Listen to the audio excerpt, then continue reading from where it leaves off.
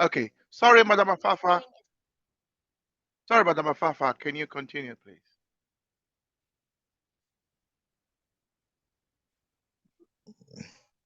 Yes, leadership. Let let me continue. Yes. What I was trying to say is that from the paragraph that have been read, OSH4, Dr. Ngwame Ngrume is trying to bring the dialectic understanding, as the paragraph is said, would say how the universe have been created and how everything operates in the universe. But he also highlight the part that where is the part where he say that the opposition of interest, the social opposition between inside and outside, is dialectical in nature. When we speak about dialectical, we speak about ideas that exist within a society. For example, the issue of inside and outside, from the theology that we have been reading here. What he tries to unpack is on the issue of religion, to say that yes, religion is a tool that others can use for social gains, and also it is true that some believe that the universe is a result of God. His argument is that he agreed with the writings of Marx to say that when Marx disagreed in several times with the religion, and cited that religion is a tool that is being used for oppression, because from the concept, from the dialectical understanding of the inside and outside, when us as African have to use religion to define the universe, it then draws away our understanding to the outside, to say that our problems that exist are from an outside understanding, outside from what is happening, which means that those spiritual beliefs and everything that exists, then it takes to shift our concentration to these beliefs. Then we have to understand the concrete environment that we're living in, to say what is the cause of our problem. That is why he cited my understanding, on my thinking, is that is why he's trying to also make the point to say religion is another form, or that is being used by opportunists for there. I can say that opportunities, we know that those are maybe liberals, conservatives. Those are opportunists who also have to serve the agenda of the West, of the imperialists who introduced some of these religion. I think my understanding will be on that part. But also what I understand about what he also argued is that as much as the question of inside and outside is there, also on the issue of religion, religion is on the last paragraph where Your he brother, made Brother Mafafa. Brother Mafafa. I can yes. hear an echo. Is it just me, or there seems to be an echo coming from your presentation? Unless Uh, it's just me. I don't know if others can also hear the echo. Um, Sorry to interrupt your train of thought, but please continue. Thank you. yes, leadership. I think it may be, or it may be on my side. Okay. There Anyway, is continue. a part. Yes, there is a part when he said on the paragraph, when the relative political consolidation is aimed at is achieved, the tactic is dropped, but the religious the reviving of religion, which is fomented and exploited, cannot be easily checked. It is essential to emphasize in the historical condition of Africa that the state must be secular. I think he also argued at some particular point, as much as religion can be used as a tool of, as an instrument of exploitation, but there are values which we can draw from religion, according to my understanding, which at some particular point we can say that are correct, as much the religion itself it can be an instrument of it can be it is an instrument of oppression. Let me end there. Thanks. Thank you very much for your extended exposition, which has been really helpful. Now, in the meantime, others have joined us, including Dr. Herman, who I can see has joined us. Dr. Herman, you had your camera on, and then because we all had our cameras off, you turn your off as well. Please feel free to have your camera on. Don't look at the others who don't have their cameras on. Feel free to have your camera on. Yeah. So thank you very much for your extended presentation. For the sake of those who joined us not too long ago, and to make clear what it is that we are discussing, I'd like to read that what has been read by Brother Pigeon. I want to read it again so that we're all clear what it is we are discussing. Yes. Brother Kwame, I've Yes. also decided to copy the text in the chat so that somebody can follow up through the chat. So I've also copied the whole text that you've read in the chat. The screen cannot allow all of it to be together. So I've done it in the chat also. Excellent. Excellent. So please look in the chat where the text has been posted by Brother Pigeon. Please, if you don't have the book, the e-version, let us know, either Michael or Brother Pigeon, and we can send you an e-version. So let me read that paragraph for us, which Comrade or Brother Mafafa has exquisitely given us exposition. It reads that, and I'm reading the last paragraph on the page, and it goes like this. It says, many African societies, in fact, forestall this kind of perversion. The dialectical contradiction between inside and outside was reduced by making the visible world continuous with the invisible world.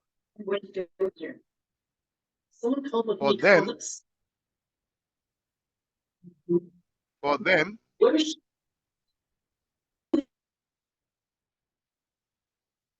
sorry, I'm just muting a few people so I can continue. I've done so. I've muted. Continue. Okay. All right. Let me continue. So, for them, heaven was not outside the world, but inside it. These African societies did not accept transcendentalism and may indeed be regarded as having attempted to synthesize the dialectical opposites inside and outside and inside, by making them continuous, that is, by abolishing them. In present-day Africa, however, a recognition of the dialectical contradiction between inside and outside has a great deal contribute to the process of decolonization and development. Or it helps us to anticipate colonialist and imperialist devices for furthering exploitation by diverting our energies from secular concerns. The recognition of the dialectical opposition is universally necessary. Religion is an instrument of bourgeois social reaction, but its social use is not always confined to colonialists and imperialists. Its success in their hands can exercise a certain fascination on the minds of Africans who begin by being revolutionary but are bewitched by any passing opportunist chance to use religion to make political gains. Seizing the slightest of these chances, they in fact take 2 steps backward but the 1 step forward in order to enjoy a transitory consolidation based on a common religious belief and practice. This idiosyncratic tactic can only create more problems than it promises to solve. For certain, check the advancing social consciousness of the people. Right? In the long run, the dialectical opposition between church and state will be recreated through what begins by being a dialectical move becoming entrenched. This idiosyncratic tactic actively encourages religious forms and practices, as well as a religious ideology. When the relative political consolidation at it aimed at is achieved, the tactic is dropped. But the religious revivalism which it has fermented, exploited, cannot so easily checked. It is essential to emphasize the historical condition of Africa that the state must be secular. Stop. That's the end of the reading. So I've read it again so that those who didn't hear Comrade Pigeon reading can also hear it being read again. And those who had difficulty understanding it the first time, I've had a chance to listen again and to read it again on the screen. So with that said, I'd like to thank Brother Mafafa. But I'd like to ask Brother Mafafa a question before I move on to someone else. Brother Mafafa, did you think that the inside outside is natural?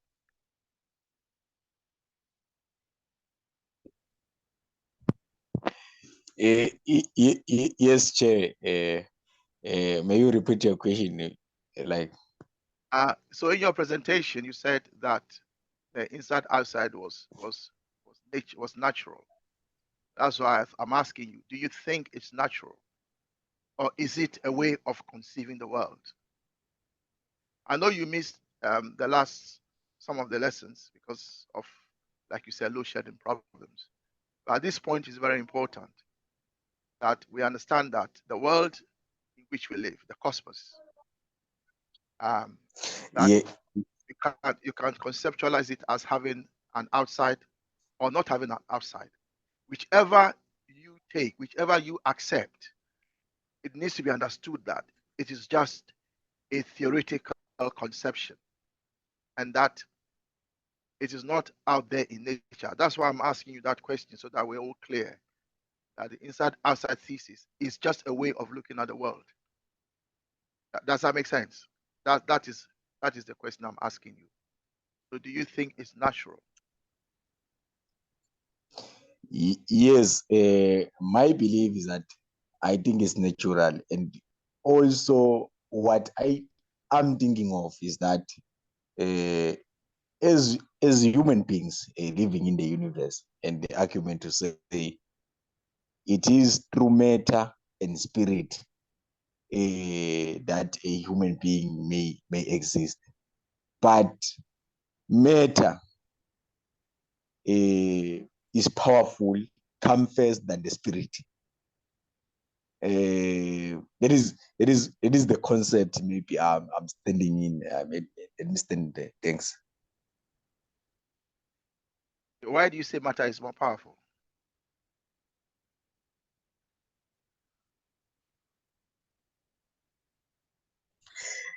Yes, because in in our studies, we have been reading the philosophical concept of the philosophy. As we begin the philosophical concept, as you can know that from the letters that we use, we speak about the philosophical materialism, and we are speaking about things that can be seen, things that are concrete, things that we can make a reference to. For example, water, everything. But when you speak about spirit, spiritual things, those are abstract things. Those are ideas. So at some particular point, as individual, we do have spirituality within ourselves that some call it gods.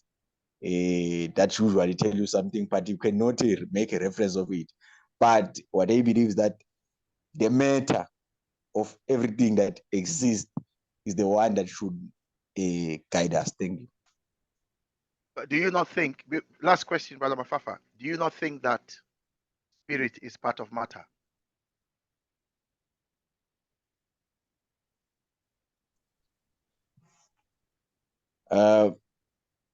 In human, I think for the way I understand it, for human to let me make an example of a human. For me, the way I understand is that in matter there was a spirit infused. That is the concept that I conceive it. For a human being, for me to exist, there is a mixture of matter and spirit. Thank you very much. Let's go to someone else. Thank you for your extended exposition, Brother Mafafa. For those of you who have joined us for the first time, this is a conscientism study class where we study the philosophy and ideology of conscientism, which is the distillation of the theoretical, philosophical, scientific, ideological, political, and economic theory, understanding that was used by Pan Africanists to fight for the liberation of Africa. Pan African conferences themselves go very far back to 1900, until 1900, started in the US, and then it moved to England, and then it moved to Africa. Since then, the Pan African struggle at that level has been going on the African continent. Recently, we are witnesses to Niger and the fight for their resources. So, if you are here, welcome. You are at the conscientism study class.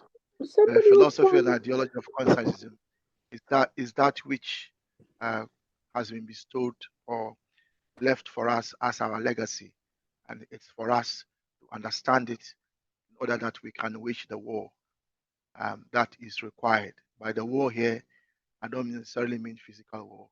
I mean the ideological and philosophical war, because that war is the highest form of war,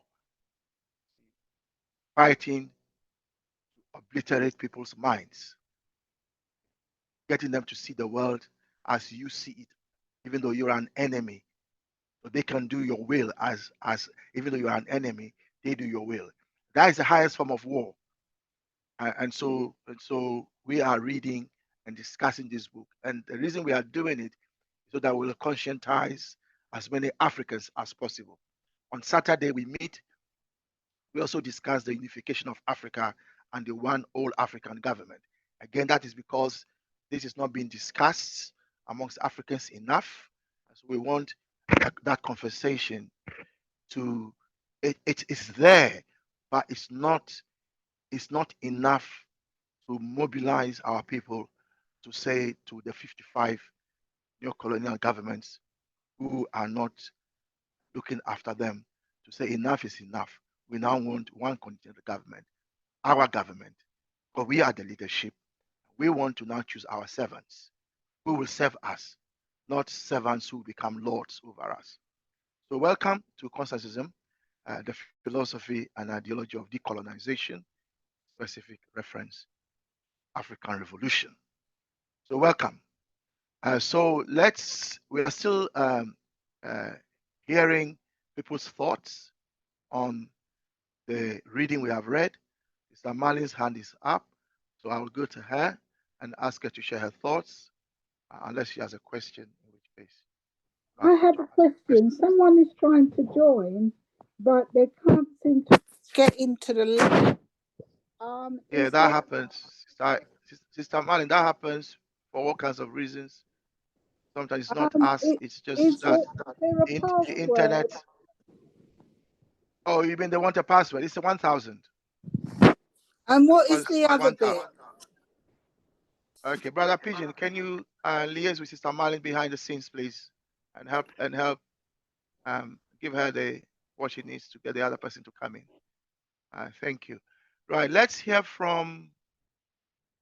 We have a Brother Charles. I don't know if it's your first time you've joined us, Brother Charles. But before I come to Charles, before I continue, I want to welcome you all. So Senator Kumuchi, I hope I pronounced your name correctly, Kumichi, Charles, Dr. Herman, Mafafa, Sister Shola, Brother Kwame Gonza, Sister Marlene, Sister Ida, Brother Pigeon. Brother Michael has dropped off. Brother Pigeon, can you find out whether Brother Michael has any challenge, whether he can rejoin us, please? Thank you. So, please, Brother Kwame, now could you just move? Yep. Excuse me, please. Could you just move the writing a bit to the right so that we can see both pages? Okay. In that case, I'll make it smaller. That's the only way we can see. No, it just needs to move a bit because there's still a gap on the right. Yeah. Okay. Can you see it all now? Yeah, lovely. Thank you. Yes. So. Yeah. Unfortunately, the beginning of the paragraph is lower down, and the top of the other paragraph is up there, so you can't see all of it at the same time. But this is the bulk of it on the right, so I'll leave that on that page. But anyone is free to ask me to go to the left, and so they can read the last paragraph on page 12. Okay, so let's continue hearing from everyone. So let's hear from Brother Gonza, please. Brother Gonza, I hope you've had time to now digest and understand a bit more. Thank you. Yes, when you read through the second time, I was able to pick up.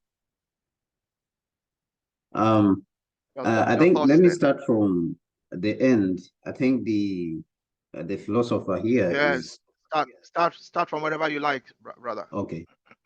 Yeah. So I think from the end, the philosopher is trying to point out that the state, or the African state, in this case, the African government, which we are pursuing, must be looked at as a secular state, in a sense that it should be looked at as an institution that is responsible for delivering material benefits to the people, to its people. It is not an institution for delivering maybe spiritual, or exactly, it is not an institution for delivering spiritual edification and things, benefits of this nature. And therefore, it goes back to look at how colonialism uses this to manipulate, and then, of course, the political demagogues use the fact that religion is needed by man, or spirituality is part of man. They use this to manipulate that, sit here and wait for God to come and give you, your heaven, and then they will take what belongs to you. They deny you what belongs to you. And then, of course, he goes ahead to mention how the demagogues, or the liars, the ones who want to use the people's power expediently, they exploit this, the fact that people are present, or human beings are spiritual. They use this advantage to manipulate that religion into getting to power, not knowing that it could backfire in one way or another. So that is when he emphasizes that the state should not present itself as some institution which has come to bring about spiritual edification and spiritual benefits, but rather is an institution which is coming to bring material benefits to the people, and that is the health, the education, good roads, and all these, the good life of the people, and therefore it is secular. Thank you. Thank you. Follow-up question, Brother Gonza. Do you think that human beings are spiritual? I think that human beings are spiritual, depending on where the person is. The fact that we aspire to it. So regardless of what you believe, we all aspire to something greater than ourselves. So I think that human beings are spiritual. That is at least from me. So whether somebody who is practicing, who's practicing, how do you call it, meditation, people like Nkrumah himself who used to go and meditate. I think this is an attempt to attain or to tap into something which is higher than you, or to tap into some form of higher power. So I think this makes you makes us spiritual. I will not talk for everyone. So why do you think that there is an overemphasis on the spiritual and less emphasis on the materialists? I think that in the African setting, there is not so much overemphasis. If we look at things from what Nkrumah even is explaining, it is very clear when he was talking about at the beginning here that in Africa there was no distinction between the physicality, the presence, the present, the now, and the heaven, but it is a continuous process. There's no distinction. It is, I think it is the European, when he gets things, he overemphasizes one thing. Like, for example, at the Africa Climate Summit recently, President Afaki Isaias of Eritrea was hearing people. He was speaking at this summit when they gave him a chance to speak, and they asked him what he is doing in Eritrea to stem climate change, and he said that you people are here mentioning climate change, mentioning private sector, for example, against the state, but this is not the issue. These institutions, they should work together, each should perform its duty. So now what I'm trying to explain is that when the European gets something, he overemphasizes one thing as this is it. This is the Democrats. They are the only ones who have, extremism. But in African society, it has always found a way of reconciling these two things, the being now, the physicality, and the continuation. And that is why we still have the ancestral worship, because we believe that these people transition, but they are still part of us. And we even go and pray to them, and we should help us. I mean, when I was growing up, even in the village, my aunties, some of them were having problems conceiving, and we would go to the burial places where we bury our ancestors to sacrifice and pray so that these people can be able to conceive. Maybe there was a belief that maybe one of them died hungry and stuff like that.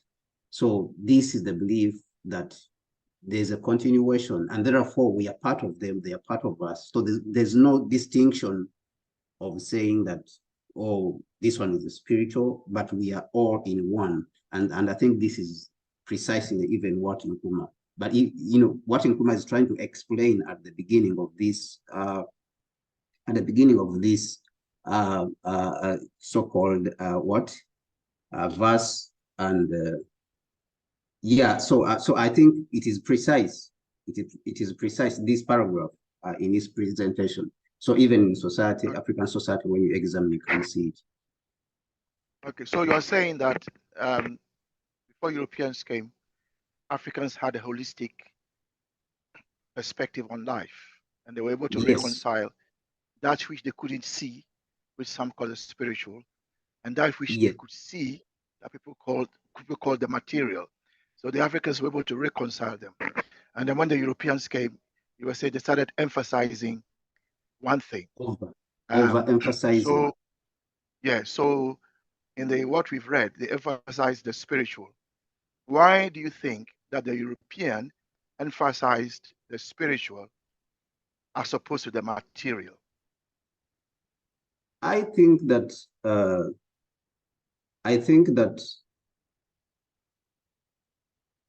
for them, some of the knowledge, they failed to deal with some of the knowledge. Let me go back to, for example, when the Platos and the Socrates started coming here to learn, they took this knowledge, but the knowledge was not able, even, in BC, they started coming and they took the knowledge back to Greece, but they were not able even to use that knowledge, even though we hear Socrates was wisest and stuff like that. But they were not able to use this knowledge to build up states, functional states, until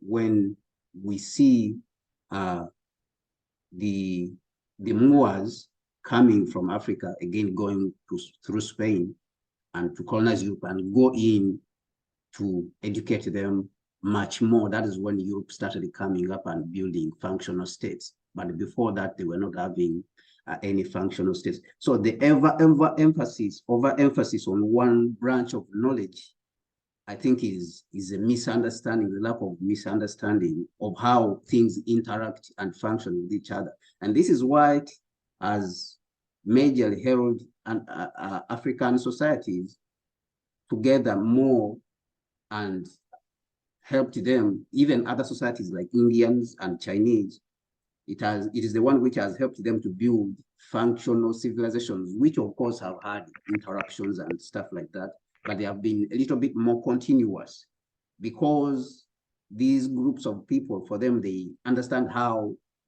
all things interact and they benefit each other. Instead of saying, this is it, this is the most important, and then the other one is the most important, and then you create extremism, you create two extreme sides, and that is what you find, that when you go to Europe, you find that they would spend 10 years they are fighting one war, 10 years they camp. So this level of extremism, I mean, is the one which is creating actually even the problems which we are seeing today in the world. So the lack of understanding of how to use the knowledge when it is brought, I think that is the problem for me that I see. Thank you for your excellent exposition. I think you've also touched on the analytical perspective of the practice of science. Analysis is when you break things up. And the belief is that to understand something, you break it up into its constituent parts and understand it. After you've broken it down to its constituent parts and you've understood it, you need to bring it all together holistically. It appears that the European mind, from what you are saying, is incapable of bringing everything together holistically. And this is also the source of all the wars, because to breaking things up is akin to just going to war and breaking things up, killing people here and there, stealing people's resources, and so on and so forth. So please allow me to come back a little bit more. Just 1 minute, just a few seconds. Do, and then we'll go to. Yes, one other example, I think, is what the Chinese now are doing with the so-called socialism and capitalism. Now, these people have integrated the two ideas and they have been able to coexist with them and build something explosive out of it. Yet the West, they are still extremists. They are being extreme in their approach.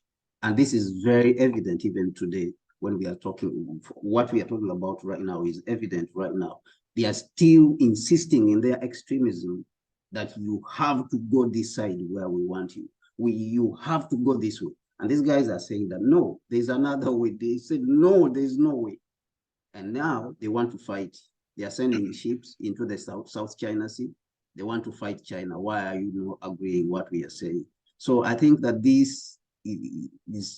there's a level of intolerance and extremism and lack of understanding and digesting, how things interact and how the knowledge is supposed to be used, and pick up one knowledge and concentrate on it, and then you become an extremist and very dangerous, of course, to the rest of humanity.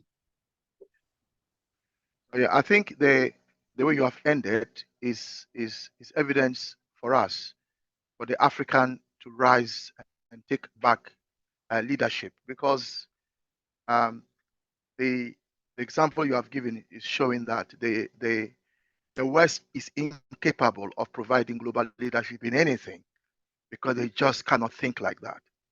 Um, and and and I don't know if we realize that what China is doing is what consensusism has uh, says should be done in terms of capitalism and socialism.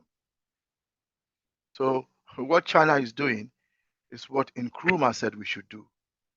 And I don't think people realize that China basically have taken on board what we Africans were saying through Kwame Nkrumah many years ago.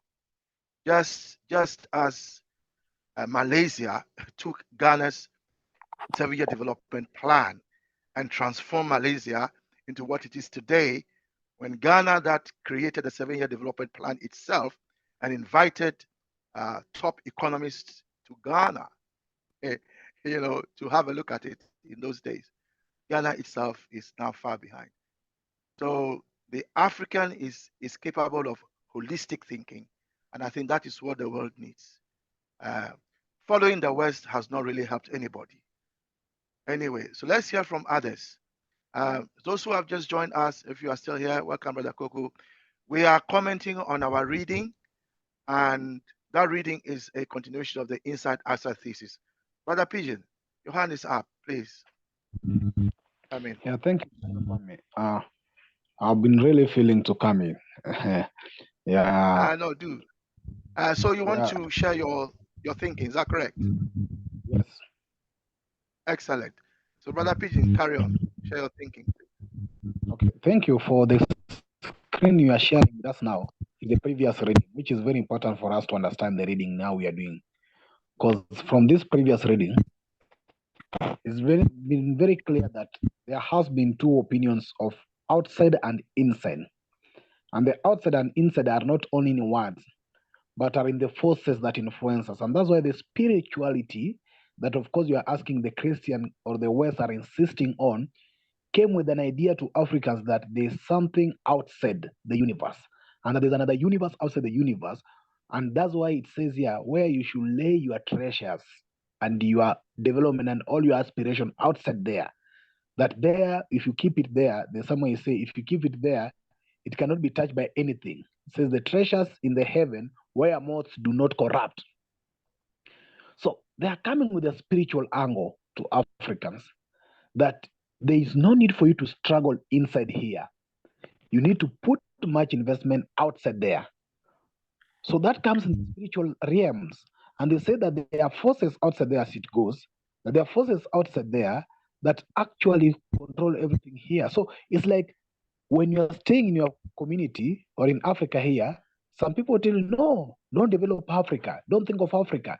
There's something outside there that's very important. So think outside there. Don't think Africa, you see?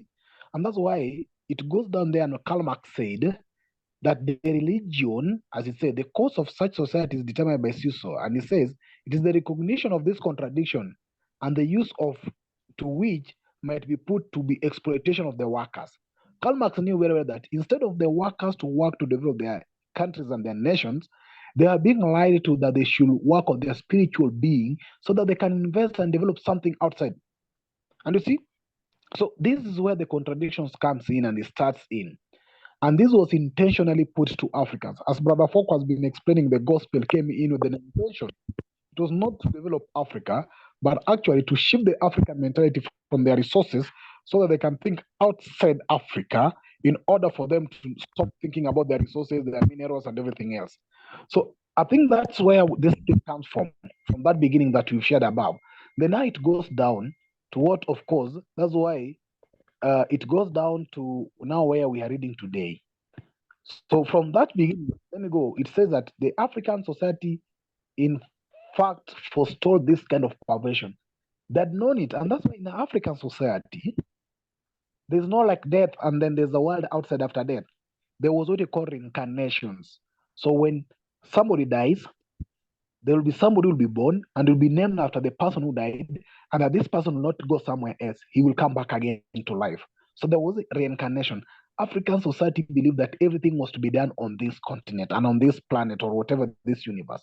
That life has to, it has to continue and recreate. And that's what they say there, that there was process of continuations and transcendism, that somebody transit from either the dead to the living, to the living, to the dead, something like that. So you move in the stages. Well, the West came in with this idea in order to contradict and change our mentality. So generally, even as you move down, you see when they say that the religion is an instrument of the bourgeois or bourgeois social reaction. So they wanted to put the poor people so much busy with religion and religion and religion, while in real sense, they were focusing on the material condition of the people to exploit whatever was available as they pamper people with the religion, and people forget about this. And that's why it goes somewhere and says, African who begin being revolutionary but are bewitched by passing opportunist chance to use religion to make political gains. So then religion became a politics. You see, when we are studying the African tradition and society before, the king was more of spiritual being, but now they brought politics into the chief now became the political leader and the spiritual leader. So politics became now an advantage of this, and that's why, like in Kenya here, when the president was elected, the people say that's a God-chosen president. And in all over Africa, this is a tendency that is being told to us. When a president is elected, we are told that the leaders are appointed by God. So whether they corrupted, they stole election to be in, they're appointed by God, and we should accept that. You see, it's some form of putting our mentality into a certain cave so that we don't ask more. And that's why Nkrumah says anytime that the people tried to make some steps forward, they were brought backward with these certain solutions and certain myths or whatever convictions. So generally, this is what I'm trying to gather here, that it is actually, that's why Nkrumah said we should not lay emphasis on religion for a state to develop. Because laying emphasis on religion makes more people think not of what we are doing in the continent or in the universe here, but think of what will be outside the whole universe. Somebody will be saying, oh, me, I want to be going to church every day, to pray every day, to offer sacrifice every day, so that when I die, I'll go to heaven. They don't think of even what is going on here. In Africa, for example, you find people go to many churches all over. Instead of even converting the churches to industry to bring money and something, they are poor people, they don't have job, but they will go to church, pray from the morning to night. After that, they come back in the house, they have nothing to eat, they contribute the little money they have to those pastors and bishops. The bishops and pastors invest money in business, drive big vehicles, people remain poor forever, you see. So I think this is the mentality that Nkrumah wanted to get us off, and it's what we should get ourselves off, because it was intentionally put on us to ensure that we don't focus on our material resources in Africa and in the continent, in the society, that we focus on heaven, where those who are telling us to focus on heaven came in, looted our resources, looted our material, and developed their countries. And this is what I think this text is all about. So thank you very much, Brother Kwame. Back to you.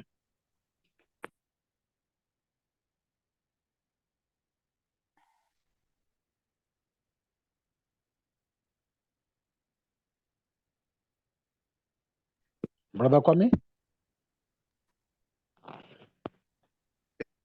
Brother, thank you very much. Follow-up question. So that is what the imperialists did. They brought us religion and got us to focus outside our world. And they claimed that there was a world outside called heaven, even though for Africans, there was no heaven outside. If there is heaven inside of us, which is why we poured libation. And when we poured libation, it was a recognition that the world was continuous, that the past and the present and the future are all one. That was what libation meant, which is why if you listen to the invocation, it fuses all three, and it's all scientific as we understand. And so, my question to you, Brother Pigeon, is that, but that's what the imperialists did. But are our African politicians not doing the same? As an African politician, you know, do you not find that one of the places you will find African politicians is in church? And what business has African politicians doing in church? We are not saying that. The question is not that people should not express their beliefs. Everybody is free to express their beliefs, whatever their belief is. But if you are a public servant, if you're a public servant and your job is to serve those who elect you, what's your business going to sit in a church telling them to pray or telling them to pray for rain instead of irrigating the land and so on? So that's my question to you. Do you not think that the politicians are doing exactly what Nkrumah said they shouldn't do? Thank you. I'll give a typical example of what happened in my country. The current president called William Ruto, during his campaign, he could move to churches every Saturday and Sunday, and he was donating millions of Kenya shillings to the churches for building the church, construction of the churches, and all pastors were welcoming in every church. While the opposition leader who was contesting with him was not going to churches, and therefore he was demonic. He is satanic and demonic and evil. And this other person was referred to as being the holy one.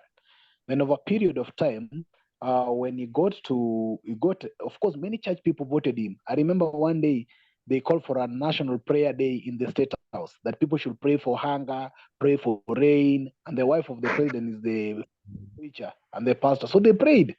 Then they called for a national prayer day. People did not come out. The government had to transport people to the venue so that they pray for the nation. This has continued, and over a period of time, after they were elected, the first thing they did, in fact, they have regulated churches. This president now decided to close churches. He has closed so many churches, including one of the prophetic churches by called Prophet Owuor, who is a prophet in Kenya, call himself prophet. Then now this president who used the church to get into power has now decided to close those churches. Then even this new rule that passed, the LGBTQ rule that passed in Kenya, now he's the one who has passed it under his regime, and people are saying, now, how are you turning against the church? So one thing I think that the churches has been used as an instrument to gain the population, because majority of Africans are in churches. The politicians goes to churches to meet the people, and they know many people in the church. So when they go to church and speak of the church issues, they will appear like being holy. I remember one time some church leaders said that the politicians will never be given space to speak in the churches. They should speak outside the church, because the church place is a holy place as the church people think of it. So when you ask me the question, what are the politicians doing in the church? They're going for the people who are in the church. They are looking after votes. That's basically what they're doing. They're not going to pray. They're looking for votes. And that's now what they follow up. So you are confirming that what Nkrumah said will happen is what is happening. Okay, thank you very much. Sister Ida, let's hear from you, please. I'm not sure that I really have too much to say, though I have been listening carefully. My thing that I've noticed is But hold on, Sister Ida. You didn't have to say. You don't have too much to say. I don't. Okay. However, listen. Whatever little you have to say is what you have to say. For us, it is precious. So please don't. Well, You don't need to. You don't get too preface, precious about it. Okay. Don't preface your contribution with that, please. Thank you. Well, continue. I'm going from today. I think that the inside and the outside can slightly be changed, because I think last week it was to me it was about outer space, the universe, and then the world. But this week I think that the inside and the outside is possibly about, in my view, about Africa being the inside and the diaspora being the outside, was how I was looking at it. So I realized that to me it was a total change. So I'm not sure if we can change things as we go along, but that was one thing I wanted to query.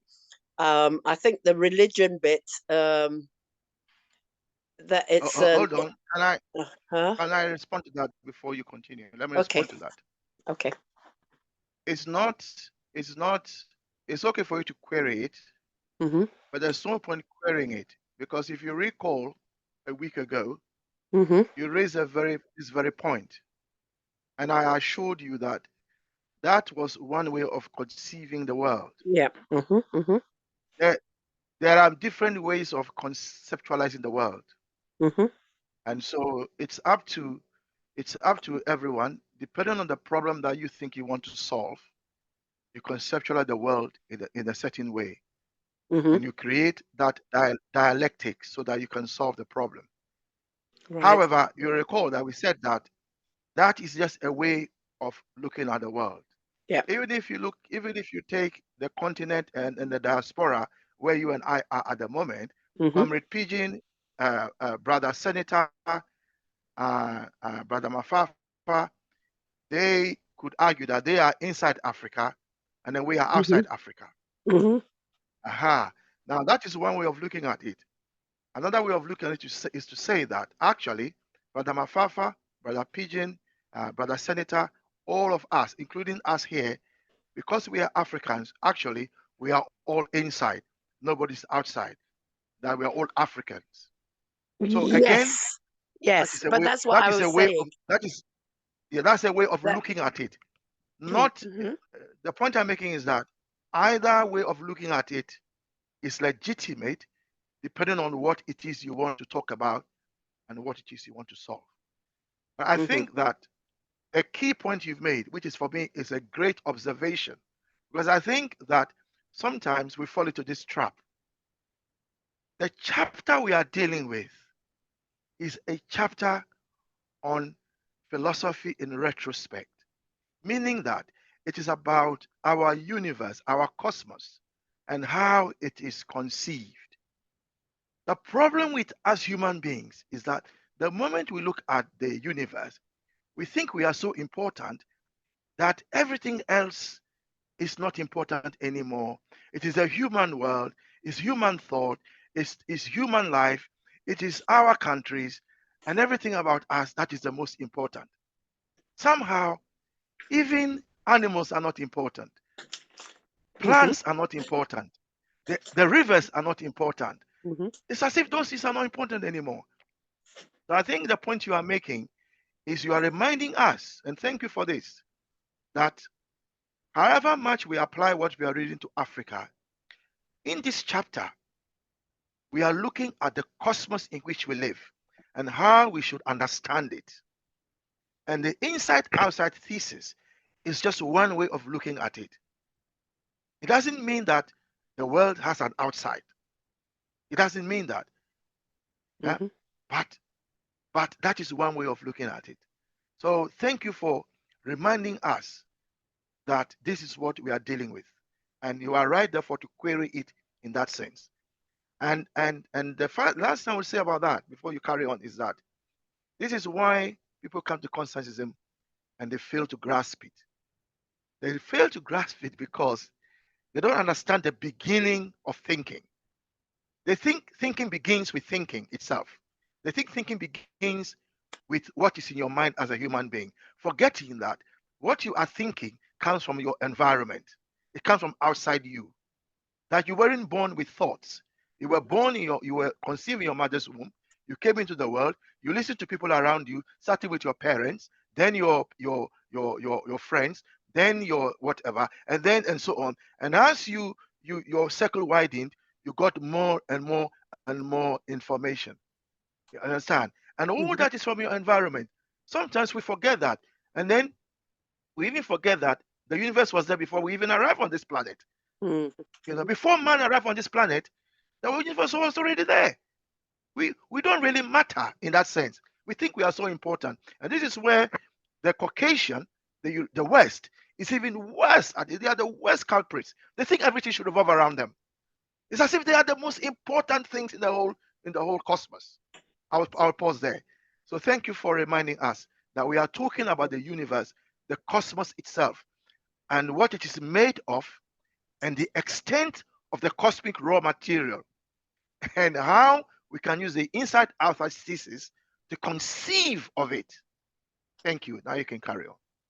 Oh, okay. And then the other thing that I found interesting that I feel we have to talk about is that religion is an instrument of bourgeois social reactions. Bourgeois. Bourgeois. Okay, bourgeois. The word is bourgeois. Bourgeois. Okay, And social the noun is reactions. bourgeoisie. Yes, So that just so one you I know, was looking bourgeois for. is an adjective. Yeah, Okay. bourgeois is an adjective. The noun is bourgeoisie. The bourgeoisie are the elites. The elites, like those who tell us to pray, but they don't pray themselves. They come to church, tell us to vote for them, that we should pray, and then but they don't pray themselves.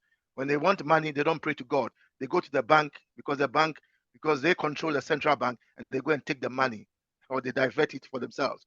But they tell us to go and pray. Yeah, carry on. Thank you. And the bit about religion is an instrument of colonialists and imperialists, because it would seem that especially in Africa, it's something that is used to modify. When I say modify, to calm people and stop the struggle, because it's a way of indoctrinating people that there's always going to be a better tomorrow, or there's always, this isn't our home, we're just passing through, sort of thing. So I felt that was very important. So we're always, when you use religion, it always stops people from actually being really militant, even though in religion there is militant religion in when it's helping other people or helping society. But more often than not, it's just a way of calming people and taking away their fear in some way. So I think those were the two things that I focused on, because I was a bit lost on some of the others. When I say a bit lost, it didn't stand out. So there's a lot of idiosyncrasy. I think it was used a couple of times, and I thought, ooh, do I really know the meaning of this word in what it's saying here? Because I think idiosyncrasy is it means not quite right, I think so. I'm not sure. So maybe somebody could help me on idiosyncrasy. What you mean? What it means? You mean? Well, yes, because it was used. It kept using it, and I was thinking, do I really know the meaning of this word? Oh, so it's an English word. yes, Yeah, I can read the definition from the dictionary. If that helps. Oh, okay. Thank you. So continue talking. I'll read it. I'll find it and read it for you. So that was it. I think it was a lot about. I think the Marxist way would be religion being the opium of the people, and I think it is, especially in a lot of Africa, even though there are other religions. But then people, I remember. Sorry, I'm laughing because I remember once being told that there's Sunday Christians who people will go to church, but during the week they'll go elsewhere for their religion. And it wasn't just that they were doing bad things, but they were actually part of different religions during the week. So I've always remembered that from a long time ago. So that's all I've really got. Idiosyncrasy. Yeah, thank you. Idiosyncrasy means, this is from the Chambers Dictionary. It means peculiarity of temperament or mental constitution, any characteristic of a person, hypersensitivity exhibited by an individual to a particular food, drug, etc. So that's what it means. It also means idiosyncratically means mixing together, from the word sin, S-I-Y, which is synthesize, as for example, synthesize. Yeah, so it's basically people's characteristics, how people see things, how people do things. Idiosyncratic, their personal way of doing things. So what he's saying is that the African, can I say thieves? Because that's what they are. They just come and steal our resources. I mean, how can Bazoum be selling uranium for less than $10 when the market price is about over $100? I mean, how can a president be doing that? I mean, isn't that just blatant stealing, isn't it? Anyway, so that is what it means. Thank you very much. Let's hear from others. So let's go to brother Senator. Brother Senator Morgan. Let's hear from you, please. Thank you.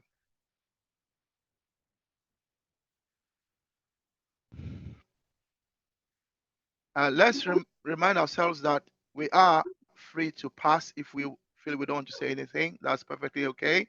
But we encourage everyone to share their thoughts. Yeah, Brother Senator, what do you think? No, no, thank you. Today I'm actually doing most of the listening, but I concur. I concur with most of the contributions put forward here. We need to really look into this matter of religion very carefully, and we need to look at its originality and its main purposes when it was introduced to African countries.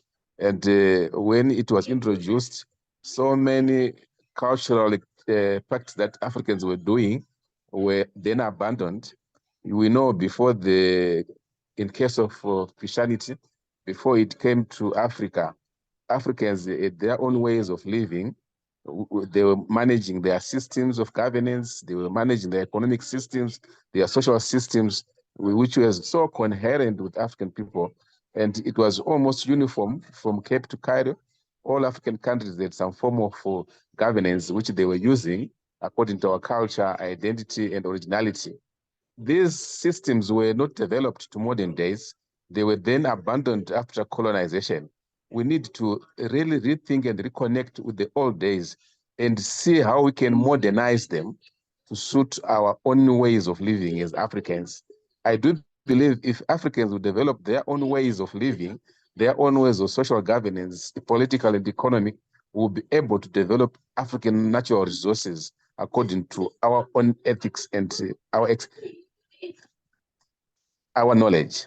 The fact that we are used borrowed systems which are Western based, it's very difficult to adopt and put into practice the Western systems to the African people.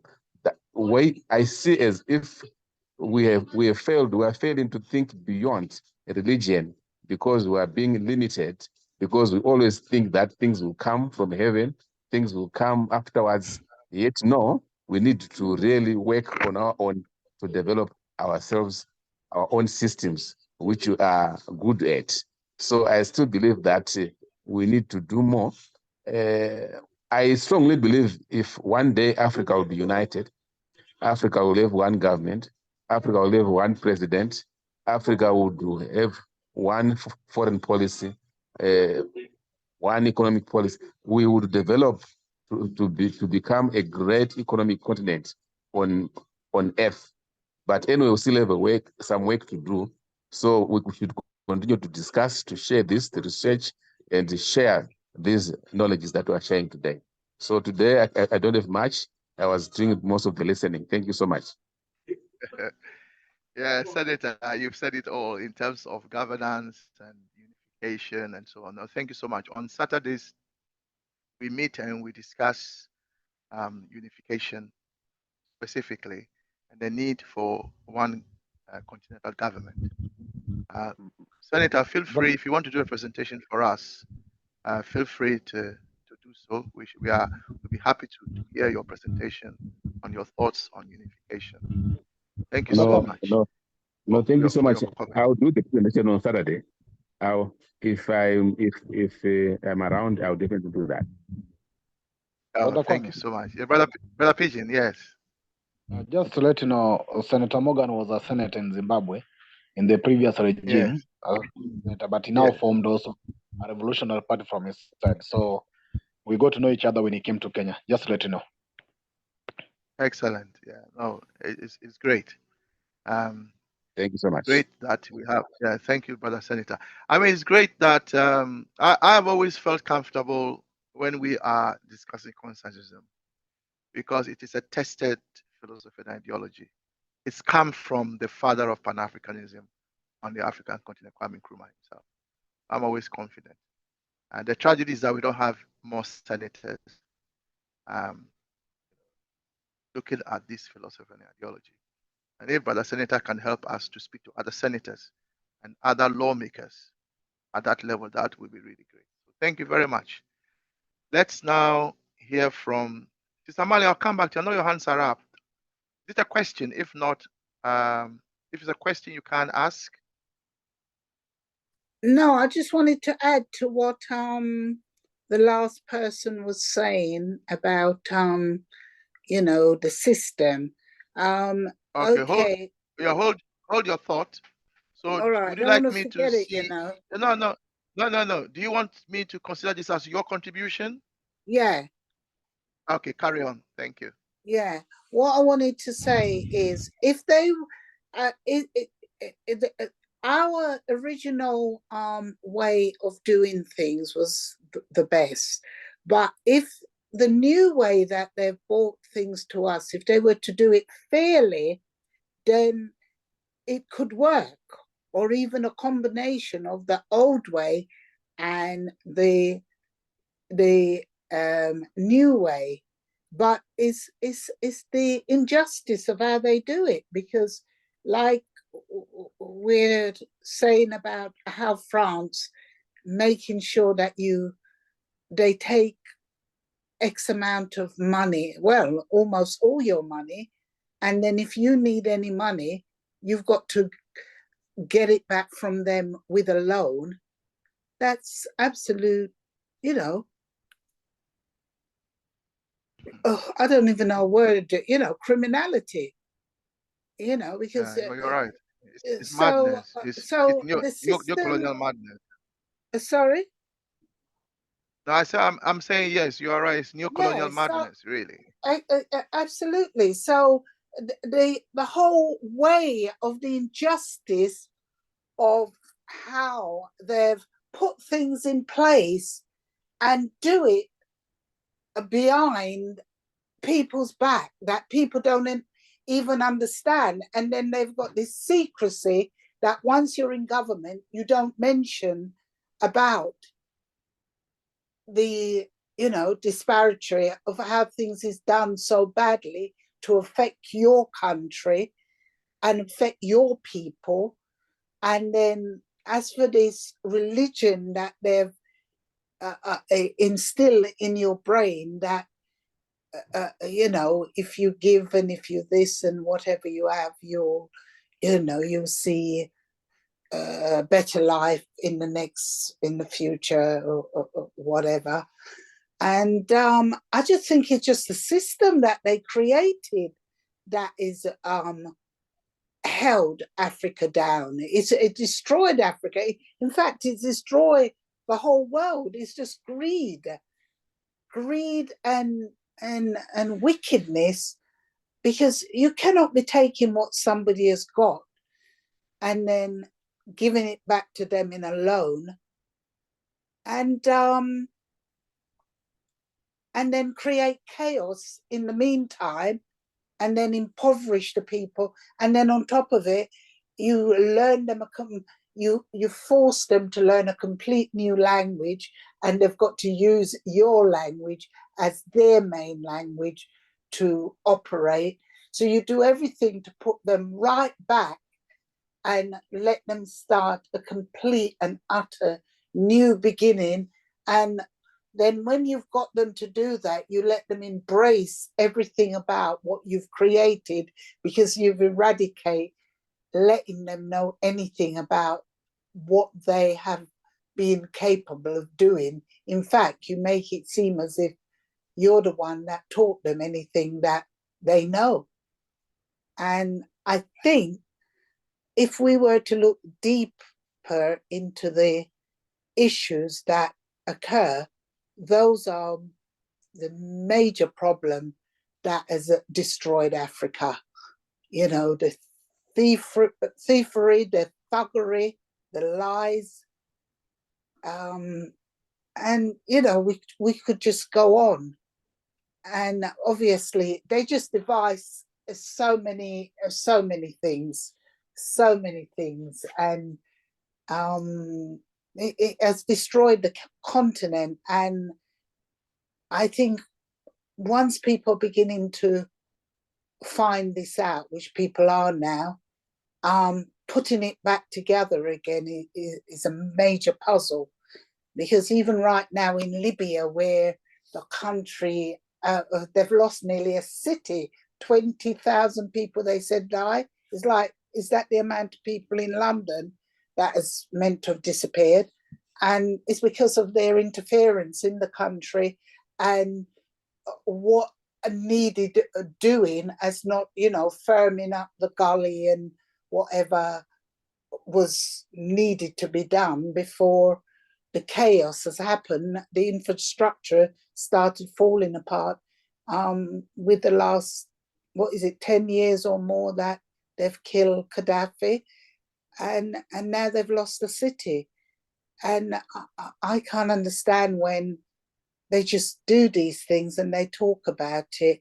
They're telling you that the government is not there anymore. There's two fractions of government, not telling you that since they've gotten rid of Gaddafi, they've got chaos in Libya, which has now helped to the destruction of the country. So they miss out major parts when they're telling you about things that's happened in Africa, because people just thought Africans was incapable. They didn't realize there's a structure that has been created to put the African in the situation they're in. Anyway, I think I've said enough. Thank you. Thank you, Sister Marlene, for your very eloquent and clear exposition there. Let's hear from Dr. Herman, please. We haven't heard from a few more people. We need to hear from everybody in 10 minutes before we close today's class at 9 o'clock. Dr. Herman. Yeah, good evening, everyone, comrades. Thanks, was been listening and really very interesting, and I will give my experience. I'm from Eritrea, and you know, the US, especially Amnesty International and the European Union, usually accuse the Eritrean government of religious persecution. You know, I remember there was one Eritrean when I was a student. The president came in the African Union gathering in Durban in 2002, and this guy asked him, "Why are you prosecuting us? I mean, why are you actually taking us to jail for our religious beliefs and so on?" And the president replied, "We have had a church, you know, this Orthodox church. I mean, it's old church, like the similar to the Ethiopian one. And we have had also people who are Muslims who were coexisting with us, you know, for centuries. And apparently these pastors who come from Canada or Netherlands or some European countries from the USA, they started coming in the 1990s and were freely preaching, having their church at home or whatever. But what I noticed myself is these are people actually who come to weaken and victimize the mind of our youth. They usually tell people, no, you should just expect this will happen to you from God. You shouldn't work hard. You don't have to worry, and so on. So it was actually a tool used to actually weaken the society somewhere, somehow. But they are very tricky in the way they do it. So now we will find in Eritrea that you can go to church, do that, but these false pastors from Europe and so on are not allowed to operate, and people shouldn't follow them. And I mean, people can be taken to prison. I mean, I don't want anyone to be jailed, but it's some sort of rehabilitation, because some of our youth are easily manipulated, and they weaken them not to, you know, not to work hard. Oh, you don't go to national service, for example. For example, the Jehovah Witnesses said at one time in point, we are heavenly, we're not going to pay tax, we're not going to go to the national service, and so on and so forth. So what I'm saying is, in our even old religion, you know, being successful materially is not a sin. You know, it is actually a blessing. That is how we see it. You know, our forefathers, our fathers.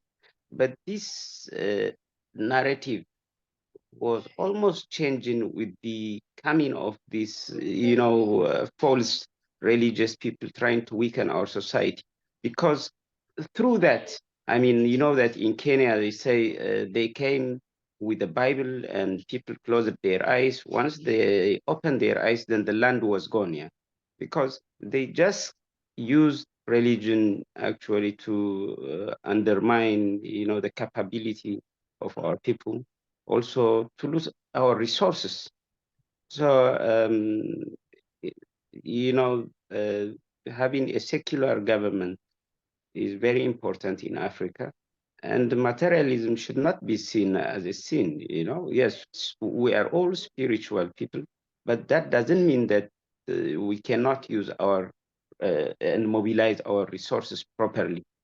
So, you know, that's why, I mean, in Rwanda, for example, Paul Kagame found about 700 churches in Kigali, and he was shocked. Okay, what were these 700 churches doing, you know? Who are actually operating there? Why are they doing that? So we need to actually, you know, I know some of our people do not understand the intricacy of this, what we call Christianity that is imported from Europe and US and so on.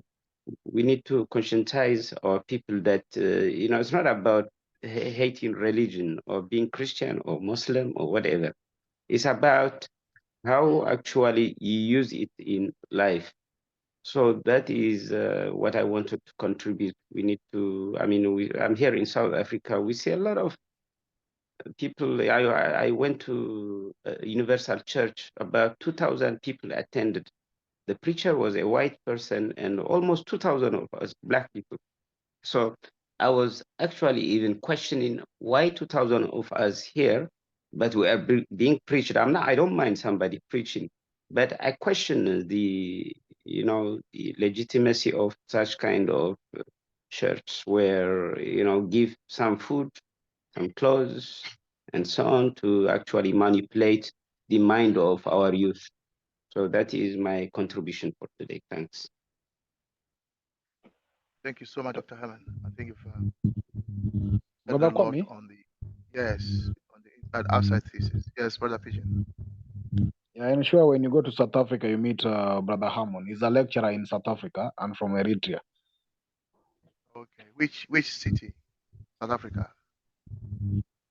I'm in Cape Town. I teach at the Cape Cape Peninsula Town. University of Technology. I'm in the journalism department. Thanks. There is a possibility of my coming to South Africa in November, but it's still to be confirmed. That's what Brother Pigeon You are was welcome. I'm here for you. Thanks. Thank you. So we still have to hear from at least two more people before we go, but unfortunately we have only 3 minutes. We will have to share it amongst them. One of them is Brother Coco, and one is our own Brother Glenroy. And Brother Coco, you come in first, please. Revolutionary greetings to all of you, comrades, brothers and sisters. I respect you this evening. And I thank you for very interesting discussions. You have all made very, very important contributions. Thank you. So what I'm going to do, because I have a limited amount of time, is to talk about principal agency theory this evening. Because Dr. Nkrumah talked about the worker being held down for what he has created by his labor and sweat. And he doesn't have enough brain power, for labor is way too useless without capital and should always be subservient to capital. The worker is as much entitled to the fruit of his or her sweat as a capitalist is entitled to whatever capital produces. Capitalism in this case is the outside, and it's keeping the labor down and profiting at his expense. The worker is a principal here, and he is delegating his labor to the capitalist who goes to make money, but that money doesn't come back to him and his children, but it goes to the capitalist instead. Both should be complementary. Capital is nothing without labor. Capitalism exported from Europe the master-servant relationships to the Americas in the form of slave-master relationships, and then back to Africa in the form of colonial master-colonized African relationships. which still continues to date, even without the colonial master being there. The question here is, why is Mnangagwa appointing his family members to positions of power when he's not a stooge of the West?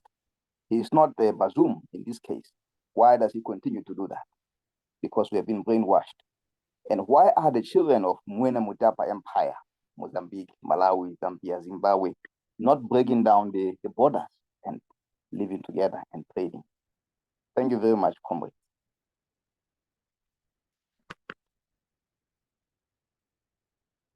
Thank you very much, Brother Coco, for your inspirational contribution. Last but not the least, our own Brother Glenn Roy hasn't shared his thinking yet. Brother Glenn Roy. I just logged in to have a listen, comrade. You think you ran out of time, so thank you very much for inviting me to speak. But at the moment, I'm just relaxing. Thank you. Thank you very much, Brother Glenn Roy. Always a diplomat. Brother Thank you. Kwame, So- can I say a big hello to Brother Glenroy, because he's left us and we're missing him. That's it. Thank you. Well, Glenn Roy, you heard that. We are missing you. So thank you all for coming. This is 9 o'clock, and that brings us to the end of our class. We did start late. We didn't start late, but we did start late. But we'd always finish on time, so that we are known for keeping time. So thank you all for coming. That's it from us. See you all on Saturday to discuss the unification of Africa. I'll start playing the music, and please, you may leave where you feel like it. Thank you. Thank you all. Bye-bye. Bye.